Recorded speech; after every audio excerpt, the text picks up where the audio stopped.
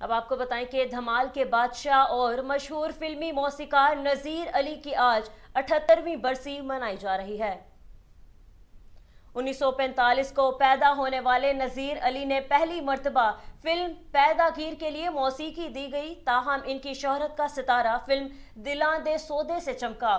انہوں نے موسیقار ایم اشرف کے شاگرد اور معاون کی حیثیت سے کام کیا اور ان سے کام سیکھا۔ انہوں نے ایم اشرف کے ساتھ فلم 30 مار خان اور آئینہ میں بطور معاون کام کیا۔ فلم موسیقی کے اپنے کیریئر کے دوران نذیر علی نے 140 فلمیں کی اور 14 فلموں میں دھمالیں ریکارڈ کروائیں۔ انہیں دھمال کا بادشاہ بھی کہا جاتا تھا۔ موسیقی کار کی دیگر فلموں میں سجنا دور دیا، مستانہ ماہی، سلطان، عشق میرے نال، دلدار صدقے، وچھڑیا ساتھی، بائیکاٹ، ہتھیار، سیونی میرا ماہی اور لال طوفان سر فہرست ہیں۔